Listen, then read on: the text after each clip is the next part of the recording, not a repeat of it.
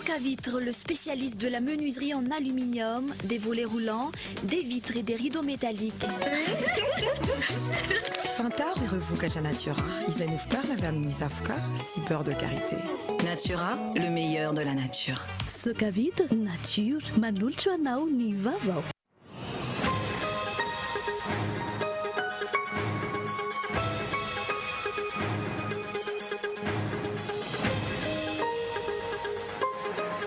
Voka-pividianana eto an-drenivohitra. Voapoa fa manana matrice aroa nisy anita tamin'ny fantaran-didy antokana ho ny mpisolovavany kandidata Rakotondrazafy. Miala ilay hoe neny tamin'ny logo TIM tamin'ny voka-pividianana ary tsy misy hoe neny ny logo antim any amin'ny ministera ny aritany. Momba ireo fitoriana voaray ny tribonaly kosa ny antoko HVM amin'ilay fa misy 10 izany. Niverina namoaka ny tarehimarika sy tatitra ara-potoana ny observatoire du jury niena ny fanafarana vary avy any ivelany. 5 taona izany teo aloha ary tsy misy afa-tsy 4 taona kosa mialohan'ny tondasy. Etsakilan'izay tsy mitsahamidina ny vidim-bary eny an-tsena. Tsikaritra fa niena 400 ariary itsaky ny kilao farafahakeliny izany amin'izao fotoana izao. Voatazana rehefa tafapetraka avokoa ny fanomanana rehetra amin'ny fanadina-mpanjakana baccalauréat amin'ny alatsinainy ho avy izao. Anday anjara feno amin'izany ihany koa ny mpampianatra pikaroka na mbola tsy mivata teraka aza ny olany CSS. Heverina fa amin'ny 9 ny volana septambra izao no hivoaka ny valim-panadinana baccalauréat. Tsy mbola nitapahany jirama ny jiro sy ny rano ho an'ny ministera voakasika izany hatreto. Ho avy kosa izy ireo amin'ny alatsinainy ho avy izao raha tsy misy ny fivoaran'ny raharaha. Misy dingana mazava tsy maintsy arahana vao afaka manatanteraka izany ho ny solotenan'izy ireo androany. Mety ho hatrany ny fitokonan'ny mpiasan'ny jirama raha tsy voavaly ny fitakian'izy ireo. Trano vaovao no vantanan'ireo mpianatra amin'ny taom-pianarana ho avy izao noho ny fampandrosoana entin'ny fikambanana Construisons pour Madagascar ao amin'ny commune Kadinandrina. Tanterahana androany ny fitokanana n'ilay trano fianarana vita manara-dalàna sy mahazaka ankizy 20 mahery. Any Chine, manampahaizana manokana miisa 70 no mandray an-tanana ny fanadiovana n'ireo akora simika nivoaka tao dioxine. Tsy mbola hita tao anatin'ny fanadihadiana aloha hatreto ny antony fipoahana ary ahina ny mety ho fiatraikan'ny fiparitahan'ny akora simika amin'ny tontolo iainana. Ny Atsipriana Vitrany.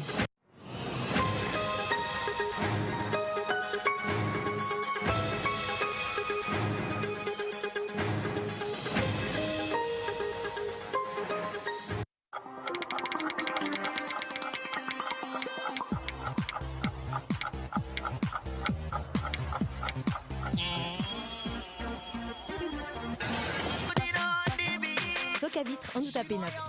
Menuiserie en aluminium. Rideaux métalliques. Volets roulants. Vitres. Tôle. Soca Vitre en Outapénac. 020 22 682 28 033 11 256 63. Soca Vitre en Outapénac. Très sincèrement à votre service.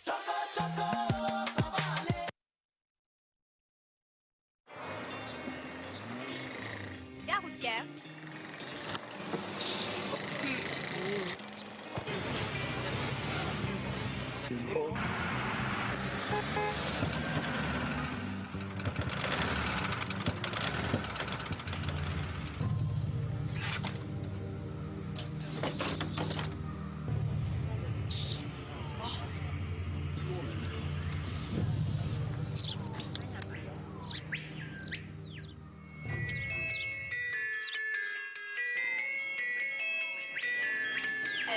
Avec son réseau stable, où que vous soyez, Tecno au moins ne vous lâchera pas. Tecno, disponible chez Elite. Tecno, 12 plus 1 mois de garantie.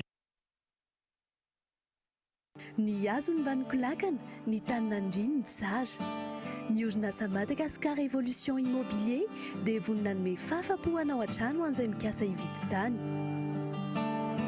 Toerana maro azo isafidianana no atolotra ho anao amin'izany, toy ny eo Amboanjobe, Bevalala, Ambatomirahavavy, Jangaina, Antsahamarofosa, Manandrina, Ambohimanga.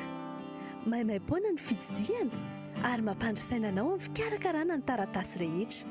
Gora mila fanazavana fanampiny ianao dia aza misalasala miantso ny laharana 033 21 099 06 034 14 099 06 na ny 22 566 54.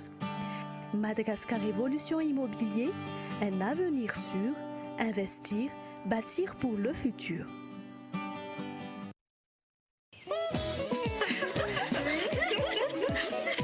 Regardez-la. Mais dites, vous préférez quel produit pour vos cheveux et votre peau? Pour moi, des produits à base d'ingrédients naturels. Moi, des produits accessibles et qui sont bons. Mais aussi des produits de qualité efficaces. Découvrez la nouvelle gamme Natura à base d'avocat et de beurre de karité. Le shampoing qui nettoie et réduit les fourches. Et la crème coiffante avec sérum qui discipline les cheveux.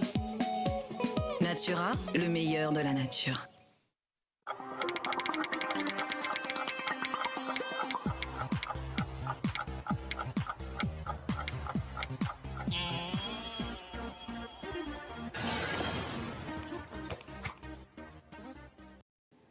Dia mbola faly tafaraka aminao indray tompo kilasy tonga avy amin'izao takarivo izao tonga soa indray. Atao anatin'ny fampahalamba avao ny fahita lavitra Golo TV senam-panajana ianao anaraka izany hatramin'ny farany ampahafantaranay dia mpiandohana fa mandray vahiny sika amin'ny tian'io ity Andriamatoa Rabesahala Soa Théophile izay kandida ben'ny tanàna Lany Vojomaika ao amin'ny commune Ambanivohitra Somamanina ao amin'ny distrikan'ny Miarinarivo. Fa mialoha ny andrasitsika ny vahiny dia dirantsika avy hatrany aloha ny vaovao mikasika izay voka-pifidianana izay samy miandry izay ho fanapa-kevitry ny tribonaly misana ny raharaham-panjakana avokoa ankehitriny ny vesiny maro.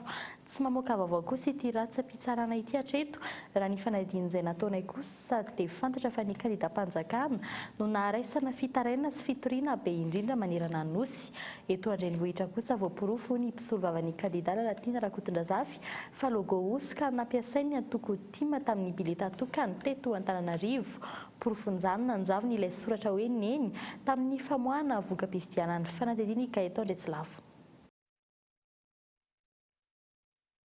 Mijanonao tsiambaratelo avokoa ny mombamomba ny fitarainana sy ny fitoriana eny anivon'ny tribonaly administratif maro ankehitriny indrindra ny eto Antananarivo. Ny any fantatra dia mahatratra hatramin'ny 500 ny fitoriana voarain'ny tribonaly misana ny ady amin'ny fanjakana ao amin'ny faritany ny Toamasina.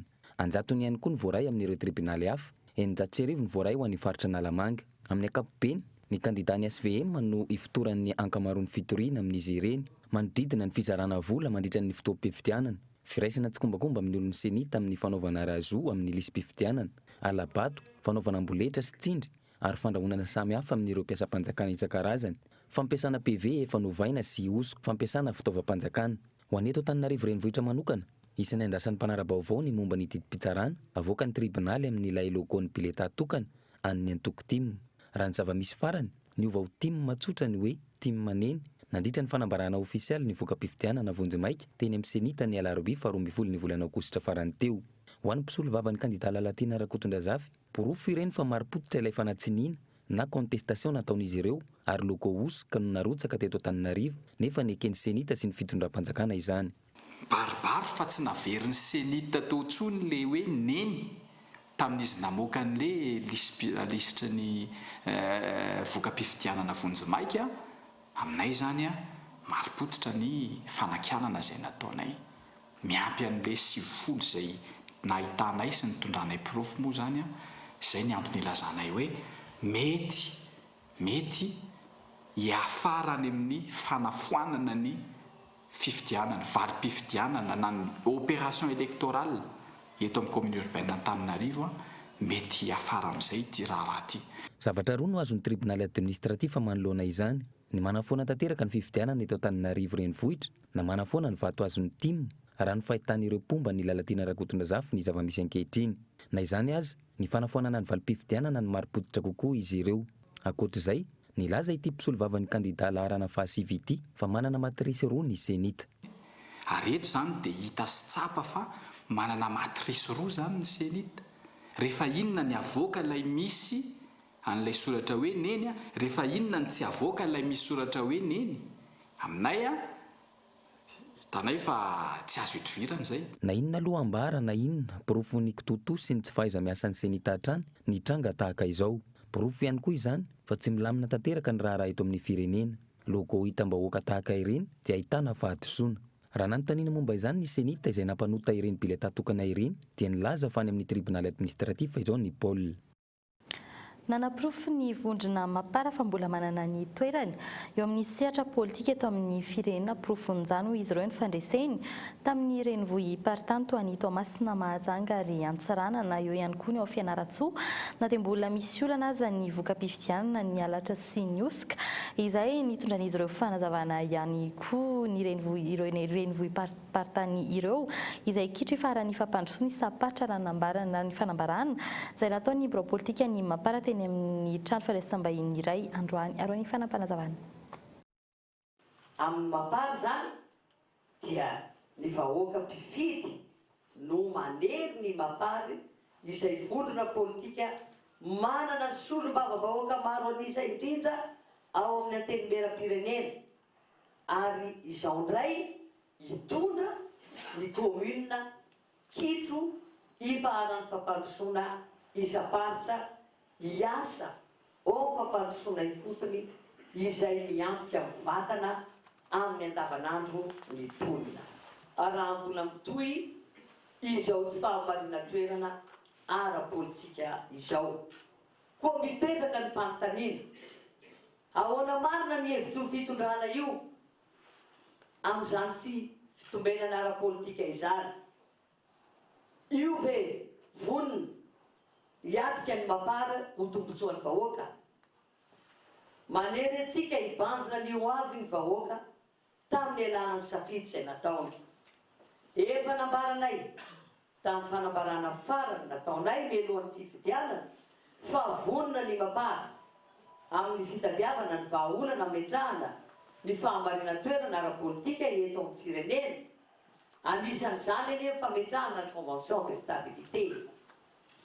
Koa mikasika ireo osoka sy lesoka tamin'ny fifidianana dia efa misy ireo fitoriana napetraka ho fiarovana ny safidy ny vahoaka. Koa miantso anao ny fitsarana misana ny ady fanaovana amin'ny fanjakana zahay mba tena hijoro ka hitsara araka ny lalàna ny rariny sy ny hitsiny mba tsy hisiny korotana na lonilony amotika ny fiarahamonina eny ifotony. Koa manao antso izahay izany arak'izany fanambarana izany ho an'ireo tompona andraikitra rehetra eo anivon'ny fitsarana ady miasa fa tompona andraikitra ianareo amin'izay misy ho filonilony na ho fanimbana ny filaminana any ifotony. Fa isan'ny nisongadina ihany koa tamin'ny fifidianana ben'ny tanàna iny ny fipoiran'ny olom-baovao maro, ny fipoiran'ny kandida maro ny ainga avy teny amin'ny Tantsasy sy ny Piompy tamin'ny faritra maro manerana ny Madagasikara. Isana nanaovanay mpanao gazety fanadihadiana ny mikasika azy ireny. Fantatra fa anjaton'izy ireo no ben'ny tanàna izay fanambara fa lany tamin'ny vokatra vonjimaika no tsy olony antoko saingy olona nahay niara-niasa tamin'ny sehatra samihafa tamin'ny mpiara-miombonantoka isan-karazany ary nametrahany vahoaka fitokisana farany teo. Iray amin'izy ireny Andriamatora Besala Teofily izay kandida ben'ny tanàna lany vonjimaika aloha hatreto raha nivoaka avy amin'ny senita ao amin'ny commune ambanivohitra Somamana distrika ny Miarinarivo. Nasana ivahiny izy androany tao anatin'ny fampahalam-baovao. Miarabanao tonga sao tao anatin'ny fampahalam-baovao ny fahita lavitra Kolo TV. Miaraba tompoko. Araka ny fanambaranao teo moa dia olom-baovao avy any anivon'ny Tantsaha, olom-baovao ihany koa izy lany ben'ny tanàna vonjimaika aloha ao amin'ny commune ambanivohitra Somamana, tsy olom-panjakana fa olon-tsotra Tantsaha. Raha ny fahitanao azy inona ny anton'izay hoe tsy olom-panjakana no lany na dia biary izay fitoriana sy fitakiana izay nataon'ireo kandida-mpanjakan'ireo tao anatin'iny fifidianana ben'ny tanàna iny? Ambaratonga ampitondrana efa nandalovako dia maromaro tamin'io commune Somamana io dia anisan'izany nitondrako ny fokotany izay taona maromaro dia nanaovako mpanolo-tsaina ny commune izay nitondrako mihitsy zao présiden'ny filakevitra. Farany teo ny tenako dia nanao lefitry ny ben'ny tanàna dia fantatry ny olona tsara ny tenanay amin'izany satria mifandray amin'ny olona maro ary niezaka mpitondra akaiky ny vahoaka. Izao dia misaotra ny mpifidy ao amin'ny commune Somamanina satria tena nandinika izy ireo ny fidy anay. Tena nandinika tokoa izy ireo ny fidy anay satria izy ireo dia nainy tsara ny tenanay ary nainjery ny asa nataonay tamin'ny fifandraisana tamin'ireo vahoaka maro manerana commune Somamanina ireo. Fantany tokoa hoe raha samy mpifaninana dia ny tenanay no anisan'ny nanana traikefa indrindra nireo ambaratonga mpitondrana efa natao teo ambony teo. Ambon'izany dia nanaraka fiofanana maro ny tenanay tao ny atoko izay nanoanay izay nampiofananay ao konko ny fampiofanana isan-karazany na miankina na tsy miankina izay nampiofanana anay ho mpitondra amin'ny commune io. Fantatray tsara fa tsy aitraitra na andrakandrana izay fitondrana ny commune izany ka na dia efa maro aza ireo olona tamin'ny fotoana teo aloha izay naniry anay na niangavy anay latsaka ho ben'ny tanàna dia hoy izay navaliny azy hoe misy fotoana ny zavadrehetra koa zao fotoana izao angamba dia tonga tokoa izany fotoana izany izay niorotsahanay ho ben'ny tanàna dia io no tsarain'ny vokatra izay nanananay fandresena tao amin'ny safidim-bahoaka izay tena mangarahara raha fijerevanay azy izay ihany koa moa dia olona tsy vahiny fa tena mponina amin'io commune Somamanina io ka noho izany dia mahafantatra tsara ny fiaina am-ponina, mahafantatra tsara ny filam-ponina, mahafantatra ny olana mianjady azy ka dia izay no nahatonga anay hijery satria sy anara-dalàna indrindraindrindra amin'ny fanaovana izany fampelezan-kevitra izany dia nanana ezaka koa izay niezaka anara-dalàna satria menatra ireo vahoaka izay hifidy anay satria matoa izay manao araka mbola lazako teo dia tsy dia ny tenanay na ny eritreritray fa dia ireo vahoaka ireo mihitsy niteny anay hoe mba miorotsahan'izay fa fanjaranao amin'izay zao satria efa betsaka ireo zavatra nataonao teo amin'ny commune ary hitanay sy taratray fa dia azaka izany fitondrana izany ianao ka izay tompoko no antony irotsahanay ary nahatonga anay rotsaka tao amin'ny ben'ny tanàna ao amin'ny commune Somamanina. Manomboka eto ary ahoana kosa ny fijerinao ny fampandrosoana ny tanàna? Raha ny fijery ny fampandrosoana ny tanàna dia araka ny voalazanay teo aloha teo dia efa nanana an'izany traikefa izany zahay, nanana an'izany fiofanana izany isan-karazany izany ambonin'izany koa ny fanananay ny atoko izay manohana anay dia ny atoko GLM izay anisan'ny atoko nahavita be indrindra ary azo lazaina mihitsy aza fa ny 900 isan-jato ny zava-bita ny fotodrafitrasa amin'ny commune Somamanina io dia io atoko GLM io tamin'ny androny na dia mpitondra azy no navitana ny fotodrafitrasa rehetra ny 900 isan-jato izy ao tao amin'ny commune Somamanina io dia izy no fantatray ary izy no hita fa nahavita izany fotodrafitrasa izany. Fantatra ny olona fa izaho ny tenanay koa dia tatsaha dia ny akamaroan'ny vahoaka amin'ny commune Somamanina koa moa dia tatsaha daholo. Noho izany dia fantany fa izahay no ahafantatra eo andreo mpitondra anay eo amin'ny GLM no mahafantatra sy mijery fotony mihitsy izay zavatra ilain'ny vahoaka any amin'ny fokotany isaky ny fokotany ihany ka dia vonona izay ampandroso ary efa manana traikefa izany izahay. Eny ary isaorina ianao no vahiny tato anatin'ny fampahalaam-baovao ny fahitalavitra Kolo TV. Amin'izao fotoana izao ngamba dia ny hafatra izay tiany ao ampitaina dia misaotra makasitraka ny mponina ao amin'ny commune Somamanina izay ny fidy anay tonga ny fidy nanefa ny adidy ary indrindraindrindra ireo vahoaka izay nametraka fitokisana tamin'ny tenanay. Mino izay fa dia hiara-iasa ary mino koa izay fa ho tony anareo amin'ireo resaka sy savorovoro politika indrindraindrindra izay atsangatsy amanorana izay lazain'ireo atoko hafa izay azo lazaina fa resy ary azo lazaina mihitsy aza fa dia tsy mahataty resy fa dia mino mangavy atsika ny tenanay ho tony ho ampiandrasana izany valy mpifidianana izany izay ho entin'ny tribunal administratif satria dia ho apetrakytsika ambany fahendreny izy ireo ny valim-pifidianana zay voka-pifidianana ho azotsika amin'ny fotoana zay mamety azy.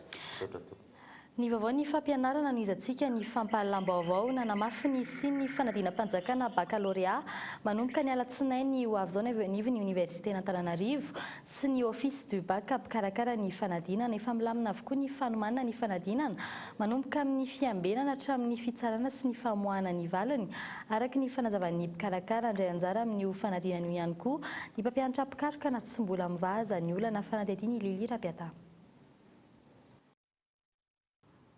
Foibe mpanadinana 2,740 alina no andraisana ny fanadinana baccalauréat ny alatsinainy izao ho an'Antananarivo renivohitra 1,340 alina ho an'ny faritra manodidina Antananarivo. Chef de centre miisa 920 sy chef de centre adjoint miisa 320 hiasa mandritra ny fotoam-panadinana ary président de jury 8 hiasa mandritra ny fotoam-pitsarana ny taratasy-panadinana no andray anjara amin'ny fanadinam-panjakana io. Ireo andraikitra ireo izay sany mpampianatra mpikaroka ireo ihany koa amin'ny ankabeny no nahina tsy isiany ny fanadinana tamin'ity taona ity vokatry ny fitakian'ny mpampianatra mpikaroka. Notanterahany rehetra ny baka eto amin'ny faritany Antananarivo. Analamanga moa raha tsy tsika ilazana azy. Efa vonona daholo ireo mpandray anjara rehetra zay no napetrapetraka tetsy.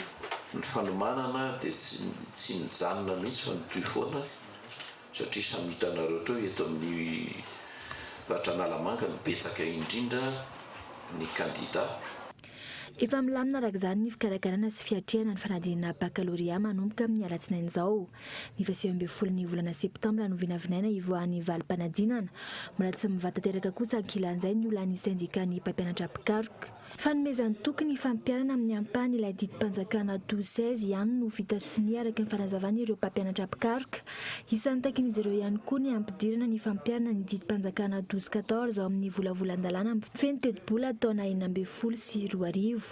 Ireo rehetra ireo no antony toizany fitakian'ireo mpampianatra mpikaroka. Ampahan-kevitry ny mpivory section Antananarivo Omaly dia mitoy izany aloha hatreto ny fampiatoana ny fampianarana sy ny asa fikarohana mandrapa ahitanay hoe ahoana ny soritsoritra zavatra mety mikasika an'izay fanaovan-tsony izay na izany na tsy zany ho isy ny conseil national tsy ara-potoana amin'ny fa 5 sy 9 ny volana aogositra ho avy zao dia satria mo aoka hazava tsara fa conseil national no décrété an'le grève dia conseil national koa ny afahana mandray fanapahan-kevitra. Toy ny fitakiana ataon'ny mpampianatra mpikaroka saingy isy ihany ny fanadinana baccalauréat. Ny fampianarana eny amin'ny université no mitsahatra no izana ny fitakiana. Manana 3 herinandro kosa ny fanjakana izany hoe hatramin'ny faran'ity volan'ity hamahana ny olana hisorohana ny taona fotsy sy ny fifanindriny ny taom-pianarana.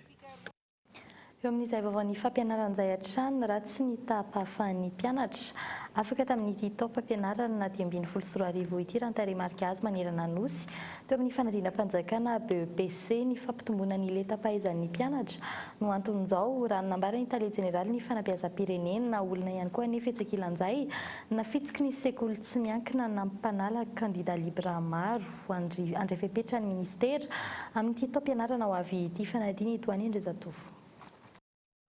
Fifanjevona ny fijerena ny valim-panadinana BEPC 6 seconde androany tamin'ireo foibe mpanadinana afaliana sy ranomasy no tazana tamin'ny endrik'ireo mpianatra teny an-toerana ho an'ireo tsy nahomby ny taranja siantifika no ahin'izy ireo nanimba ny noty. Inona ilay olana tamin'ilay izy? Maty fisika. Ahoana izany mbola merina amin'ilay fotoana sa ahoana? Mbola hita eo ihany miankina amin'izay aman-dreny. Na mbola tonga dia anao seconde mbola. Nanamafy izany lehibe ny farim-piadidim-pampianarana eto amin'ny distrika n'Antananarivo renivohitra. Tsy toy ny lazahadina teo aloha ny taranja matematika, fizika ary ny sciences naturelles. Noezahana ho ambonimbony kokoa ny lanjan'ireo taranja ireo. Na izany aza tsy nivoana tamin'ny anaran'ny ankizy teny an-tsekoly izany. Ho an'ny teto an-drenivohitra manokana raha toka 4,7 alina ny ankizy ny soratra anarana, ny 7,900 ireo ihany no afaka BEPC. Ka raha hoe mitaraina mpianatra fa sarotra ny lazahadina, ataoko angamba fa tsy izy rehetra ny tena hoe sarotra, fa ny famenomeno ihany tao anatin'ny tao. Ho an'ny taranja siantifika zao ny tena hita hoe mitaraina ny mpianatra dia ny malagasy ihany koa, kanefany mba hitaky ezaka bebe kokoa avy amin'ny sekoly tsirairay, mpianatra tsirairay, indray aman-dreny tsirairay mba hevitra mihitsy zany amin'ilay hoe hanala ny fanadinam-panjakana dia tena hiezaka mba hanao izay farany tratra amin'ny ezaka atao any an-tsekoly mba hahatonga an'ilay kalitaon'ny fanabeazana hoe hiatsara. Ny valo isan-jato ny tahan'ny mpianatra fampanadinana BEPC manerana ny nosy tamin'ity taona ity. Raha toka 3,20 isan-jato izany tamin'ny taon-dasa dia lasa 5,20 isan-jato izany ankehitriny. Isan'ny anton'izany fiainan'ny tapahafahana izany ny fahamaroan'ny sekoly tsy miankina. Nampanala fanadinana candidat libre, maro nefa maro amin'ireo ankizy ireo ihany no tsy mbola vonona akory hanala BEPC. Araka ny nambara ny Tale Jeneraly ny fanabeazam-pirenena androany, hoentitra ny fanaraha-maso ireo ankizy amin'ny taona manaraka ary isy ny fampiatsona ireo talen'ny sekoly tsy miankina rehetra mandroan'izany. Hita taratra fa anisany ihany mahampena ny résultat scolaire zany le résultat ny fanadinana zany izay candidat libre zay misy 4e dia manala ao anatin'izy reny moa dia haitsika fa raha afaka le mpianatra dia faly fotsiny matetika isika ray aman-dreny hoe afaka le mpianatra ao anatin'izy fa misy zavatra mpangafonao rehefa manohy ny fianarana izy ao anatin'izy ary koa développement personnel koa dia misy fiantraikany zany amin'le resaka développement personnel ao anatin'izy ary anisan'ny maratsy ny vokatra fa amin'ity izay dia ministèren'ny fanabeazam-pirenena dia misy fifepetra ihany horaisina irahana amin'ny direction nationale de l'école privée rehetra miara-mikondoa atao izay ampenany io na hoe hanafoanana an'io mihitsy. Raha tsy ahivina ny 9,20 isan-jato ny taham-pahafahany mpianatra nanala ny fanadinam-panjakana CEPE, ny natak'izany ihany koa ny taham-pahafahana BEPC. Androany maro no menomenona fa namitaka ny valim-panadinana jerena amin'ny renim-pandraraha amin'ny finday ireny. Anomboka amin'ny alatsinainy izao kosa ny fanadinam-panjakana baccalauréat. Lafomba kosa indray tsy mbola andrano nanapahana ny jiron'ny ministera telo notonohony ny farimy sindikaly ny mpiasan'ny jirama omaly tsy maintsy manaraka dingana ara-dalàna ny fanapahana jiro raha nambaran'izy ireo.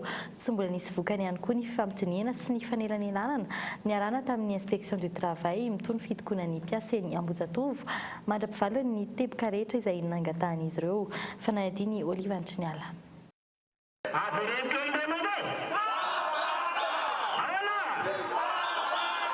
Dodona ary maika amin'ny anapahana ny jiron'ireo ministera telo dia ny ministeran'ny vola sy ny teti-bola, ny ministeran'ny rano ary ny ministeran'ny angovo ireo mpiasa mitokony any amin'ny birao foibe mpitantanandrirama Ambojatovo.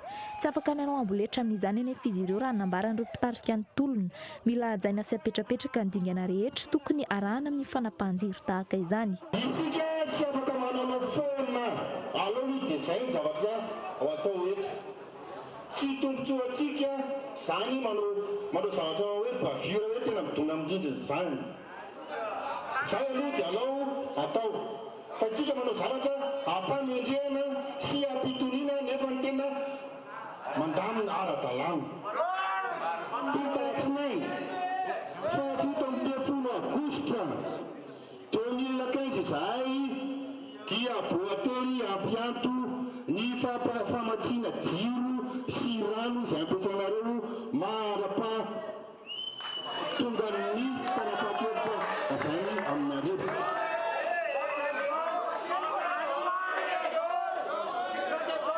Androany ihany koa no fotoana voalohany nampiatsony inspection du travail ireo mpiasa anaovana ny fanelanelanana amin'ny andaniny sy ny ankilany. Tsy mbola nisy hevitra ny vohitra nefa ny momba izany hatreto raha toka 2,70 ora ao aoriana ihany io no fetra tokony amoahana marimaritra iraisana. Teboka anankiray ihany farany resana ho izay amantsinareo 9 vao resaka tany. Tsy mbola navana hoe reto mahafapo reto tsy mahafapo fa mbola teboka iray ihany ny vitanay zay mialanakapy zao tsy vita aza fa mbola tsy maintsy midinika ny mpitantana satria tsapa ho tsy mitovy hevitra izy amin'izay fanapa-kevitra ny raisina dia isitaka ny rehetra fa navelany dinika ny mpitantana izahay kosa mandeha namonjy anareo nakapy mbola hiverinany zay izany rehefa avy eo tsy maintsy manao sinizy efitanana tsoratra ao isika fa endrehan'ny lalàna ny tsy miatrika ny médiation.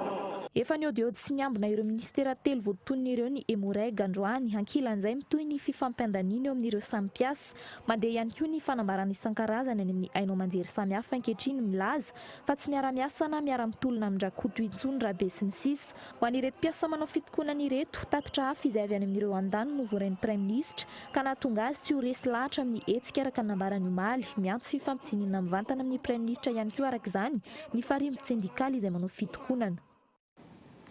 Araka ny fanarahinao tany anatin'ny lohatenim-baovao efa miverina amin'ny laoniny ny fanagonam-baovao mikasika ny fiovaovan'ny vidim-bary sy ny famoahana ny vokatry ny fanadihadiana isan-kerinandro izay ataon'ny observatoire du Jura atoka ny ato izany teo aloha teo. Araka ny tatitra izay eritaona izay ny ena ny fanafarana vary avy any ivelany efa miverina amin'ny laoniny kosa ny vidim-bary taoriny ny tondradrahan'ny fanadihadiana. Ivoaka isan-kerinandro indray ny tatitry ny fikarohana momba ny vidim-bary ataon'ny observatoire du Jura raha toa ka tsy naharinisam-baovao izany hatramin'ny janoary 2024. Olana teo amin'ny famatsim-bola Ratsihivona no antony nampiato io fanomezam-baovao io. Fomba fiasa vaovao kosa ankehitriny no ampiasainy ity sehatra mpanara-maso ity mba hampihena ny fandaniana sy ny saram-pikarohana manodidina ny 5,000 sy iray alina ariary hatramin'ny 2 alina ariary ny saram-pandaniana ankehitriny isaky ny distrika ary 4 fohy na someso no ampiasain'ireo mpikaroka ifotony amin'ny fandefasana ny vaovao. Ny alalan'ny fanarahana sy fanjohina isan-kerinandro ny vidim-bary dia aingana zany dia efa hita ny fihetsiky ny vidim-bary na dia kely azy zany fihetsiky zany. Zay zany nisany hoe tombony azo amin'ilay izy. Profon'izany moa tamin'ny taona 2024 zany dia isan'ny fitaovana nampiasaina zany observatoire du Jura nahafahantsika nafantatra mialoha ary nandray fanapa-kevitra aloha mikasika an'ireny krizy ara-tsakafo nitranga eran-tany ireny. Satria izahay dia tsy niresaka vidim-bary eto toerana ihany no arahanay ao anatin'izay fa eo koa ny manodidina azy rehetra izay mety hisy fiantraikana vidim-bary. Anisan'izany ohatra ny vidim-bary eo amin'ny tsena raisam-pirenena, ny voka-bary eo amin'ny tsena raisam-pirenena, voka-bary eto toerana, ny vidin'ny solika, ny vidin'ny saran'ny fitaterana, ny vidin'ny arara mihoatra amin'ny vola vahiny euro na dollar ohatra izay ampiasaintsika rehefa hividy vary. Eny an-tsena kosa tsy mitsamidina ny vidim-bary raha toa ka efa nahatratra 700 ariary hatramin'ny 200 ariary ny vidim-bary ny 3 volana voalohan'ny taona. Ny hena 200 ariary isaky ny kilao farafahakeliny izany amin'izao fotoana izao. 500 sy 900 ariary ny makalioka ary 400 ariary ny vary gasy. Ny fiakaran'ny vary ny tantsaha amin'ny ankapobeny no antony voalohany. Eo ihany koa anefa ny fisokafany lalana. Vary zao mba efa miamidikidina zao. Ny makalioka efa 500 sy 900. Ny vary gasy efa 100 le vary efa miakatra zao no mahatonga ny avy any ambanivohitra efa miakatra daholo zany le vary nitasaha dia efa midina izy amin'izao. Efa nidina izy amin'izao satria efa mba maina ny lalana dia efa miakatra ny vary dia efa mihatsaratsara ny vidiny tsotra ny teo aloha. Ohatra ny makalioka zao ny anay 700 teo aloha dia zao efa nidina 400. Ny vary gasy 500 dia efa nidina 500 sy 300. Raha ny fanadihadiana natao nisy ihany koa ny fitsirihana nataon'ny ministeran'ny varotra nahafahana namoaka ireo tahirim-barin'ireo mpanafatra. Miisa eo amin'ny 30 ny mpanafatra vary eto Madagasikara. Hatrany amin'ny 5 alina sy 500 tonna no vary nafarantsika ny taona 2023. Ny hena 2 alina sy 2 tonna izany ny 2024 ary hatreto 1 alina tonna hatramin'ny 5 alina tonna no afaran'ny mpandrara-panafatra vary hatramin'ny fiandohany ity taona 2023 ity. Fanadihadiana fotoan-tsaratra aza ny firenena amin'izao fotoana izao mitohy hatrany ny fiara-miasa ny komina ambanivohitra Gadonandriana ao amin'ny distrika Navaradrano faritra Nalamanga amin'ny fikambanana Tsimiankina ho fampandrosoana ny tanàna vokatry ny fiara-miasa amin'ny fikambanana Construisons pour Madagascar fikambanana nivondrona ny mpianatra ho ingénieur ao amin'ny HEI Lille région Nord-Pas-de-Calais any Frantsa amin'ny komina Gadonandriana trano fianarana vita manara-dalàna izay notokanana androany fanadihadiana Mikaela Ramarila. Ankizy 20 mahery no heverina ho zaka ny sekolim-panjakana Ampamaho amin'ny taom-pianarana vaovao izao. Noho ny fiara-miasan'ireo zanaka pelezany fokontany sy fikamarana vahiny construisant pour Madagascar no nahazoan'izy ireo izany hoe tsy miankina amin'ny fanjakana ny fanampiana natao. Naharitra 5 andro ny fanamboarana, miainga avy amin'ny fampianarana fototra kosa ny fampandrosoana raha ny fanazavany tompona andraikitra.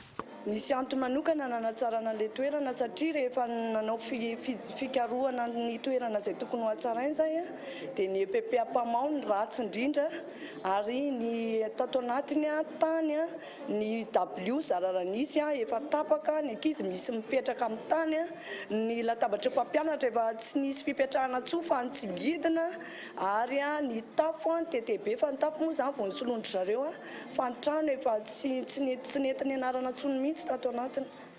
Aprisihana ny ray aman-dreny ampiditra ny zanany mianatra satria teo aloha zareo tsy navitrika noho ny faharatsian'ny fianarana fa izao efa vita tsara ny fianarana dia angaviana isika ray aman-dreny izany mba handefa zanakitsika mianatra satria ho avy ny zanakitsika ihany ilay fianarana. Nanatrika ny fitokanana ity foto-dravitra sy ity ihany koa ny ben'ny tanànan'Ankadiny Andriana teo aloha no filoha nasionaly ny antoko malagasy sy miara-miainga Ihazo Andriana Narvelo araka ny fangatahany mponina sy ny mpiara-mombonantoka. Momba ny fikamarana construisant pour Madagascar kosa, 12 taona nisiny no nijoroany ary ny fampandrosoana ny tontolo ambanivohitra tahaka izao no isan'ny lahara-pahameany. Afa-pasahirana ireo ray aman-dreny no ny fahavitany ity sekolim-bahoaka ity. Raha toa ka 7 kilometatra miala ity fokontany Antanimarina ity ny fianarana ankaiky indrindra teo aloha. Mahery ny 20 taona no efa andrasan'ny mponina izao raha ny fanazavan'izy ireo.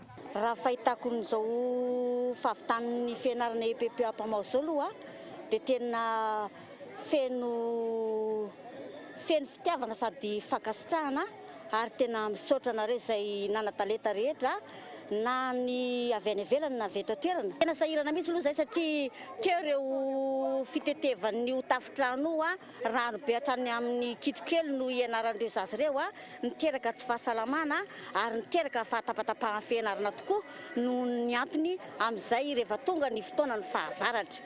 Dia rehefa tonga siklôna moa izany dia matahotra amin'ilay fiepaepan'ilay tafitrano dia manjary tapaka tsy mianatra matetika ilay zaza.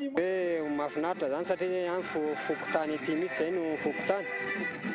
Dia amin'izao izany vao hoe afindrety amin'ny fidiran'ny mpianatra izany izy efa da ny zanako mianatra. Ny fianarana sy ny fanabeazana no voalohan-karena io no afatra nampitainy Ihazo Andriana Narvelo teto. Ho an'ny fikamarana construisant pour Madagascar kosa tsy mijanona eto ny asa. Vaovao fifamoivoizana tsy naomby ny paikato nentin'ny mpitandron'ny filaminana nandrindrana ny fitohanan'ny fiarakodia izay nambaran'izy ireo ny alarobia farany teo raha ny zava-nisy androany vao mainka antoana ny fiarakodia ary vao mainka ny anavesatra ny fifamoivoizana itsakilan'izay maro no tsy nalalakory fa nisy ity hetsika ity androany ho an'ny teny Ambohibao Andranomena vao mainka enjana ny zava-nitranga ny menimenina avokoa ny mpampiasa lalana rehetra. Ny andindin'izay tantery ny Silva Njivanirina.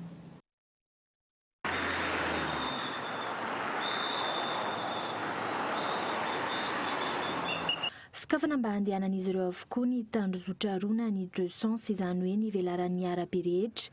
Io ny fomba nampiara ny mpitandro filaminana androany nandaminana ny famovoizana. Vitsy no nahalala n'ity fomba ity, maro no ny menimenina na olon-tsotra mitondra fiara na ny mpitatitra. Tsapako ny aloha tsy dia misy loatra aloha ilay fivoahana tamin'ny maraina fa ny zavatra ohatran'ny manahirana anay fotsiny dia na dia eo amin'ilay ariara izany izay amin'ilay manalolona lasa vao mainka sahirakirana kely. Aloha ary miverina amin'ilay isan'andro ihany satria ndraindray izy bloqué ny zalahy dia ataony double sens miakatra dia mijanona foana izany ny ilany aty aloha. Ny zao lera fa tsy fisinam-boutaillage zao lasa mitohana be ilay izy amin'izao lera zao. Toa ihany koa anefa ireo nankasitraka n'ity fomba fiasa ity androany. Lamina loatra mety loatra amin'izao zany. Raha vao eo ny gendarme dia mety tsara ilay izy.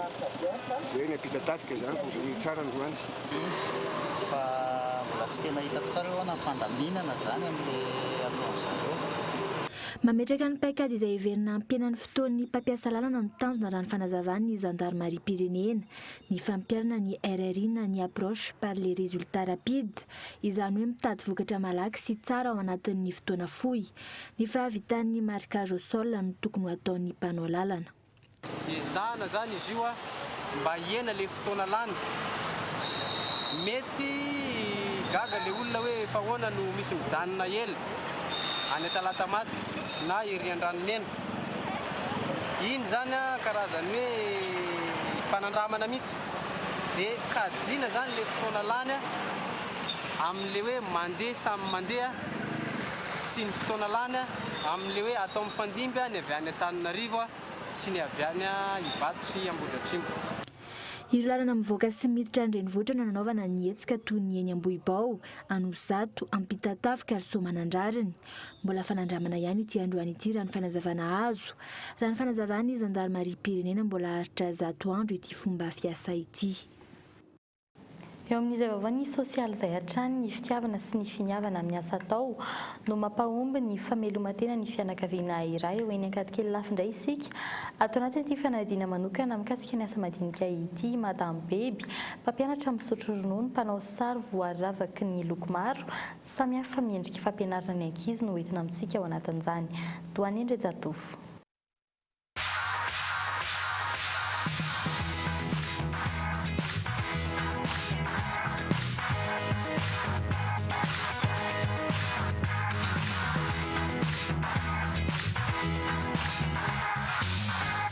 Renim-pianakaviana 10 taona mpampianatra misotro ronono i Madame Beby mifandrimbona eto amin'ity trano ity ny reniny ny zanany ny rainy amin'ny fanaovany ireto sary miendrika fampianarana ankizy ireto.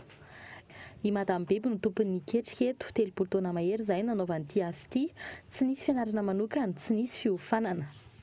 Lova avy amin'ny iray aman-dreny na izan'izao asa tanan'izao. Lokon-drary, pinceau, taratasy fotsy ary botra no fitaovana fototra miasa eto. Ao ny planche pédagogique ireo le efa hitantsika mirantiranty ireo, dia eo ihany koa ny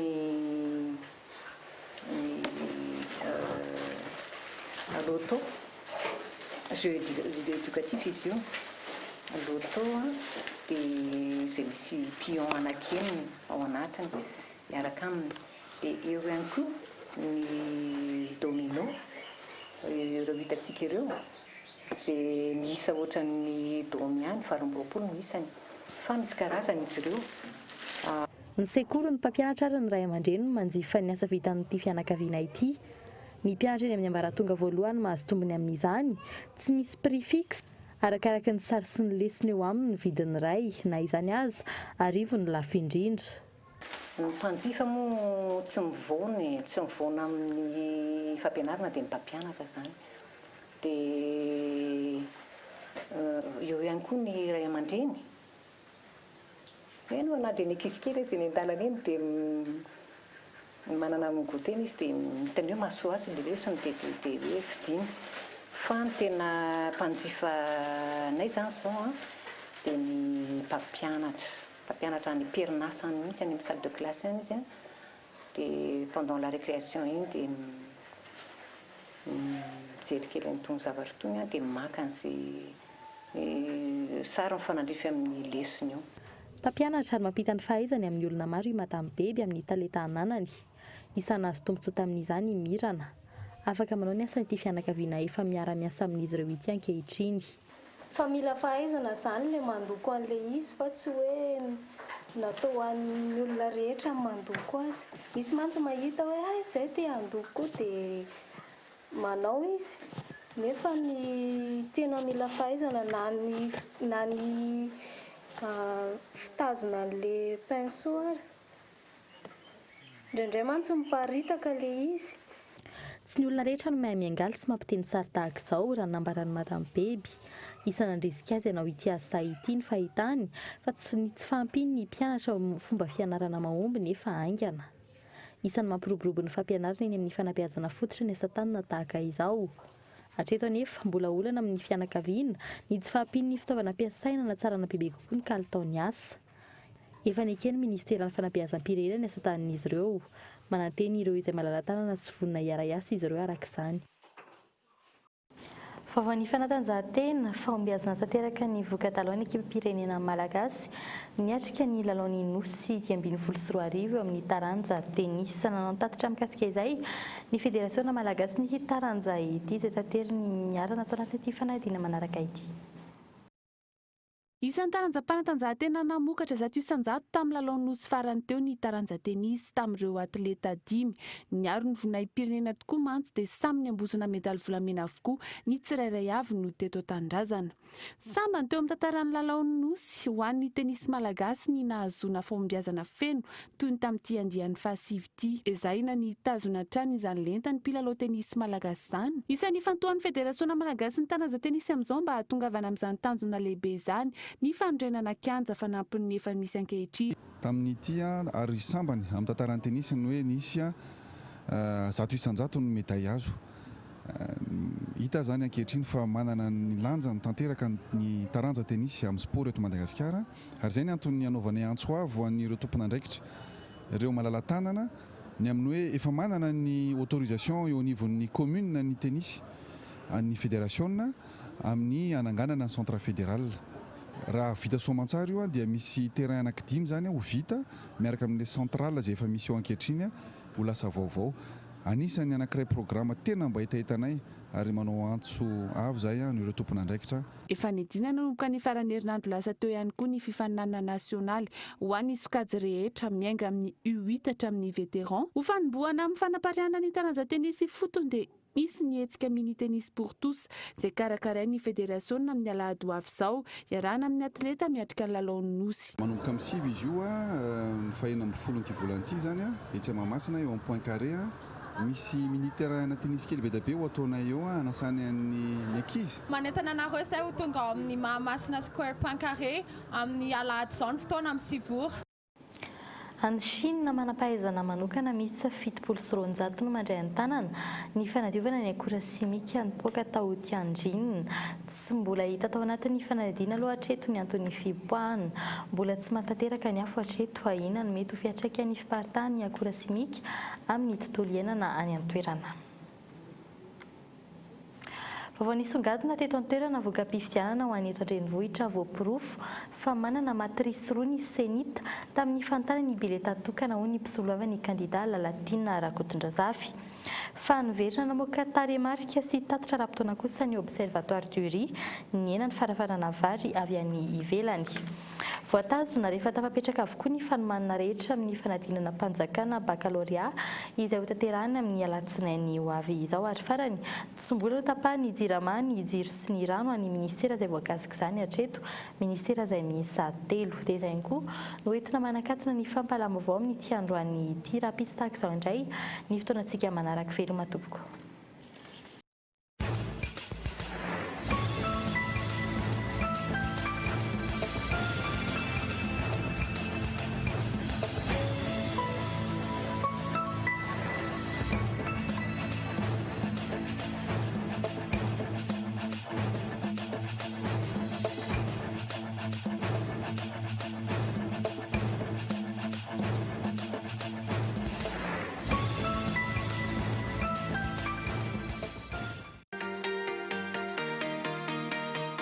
Vitre, le spécialiste de la menuiserie en aluminium, des volets roulants, des vitres et des rideaux métalliques.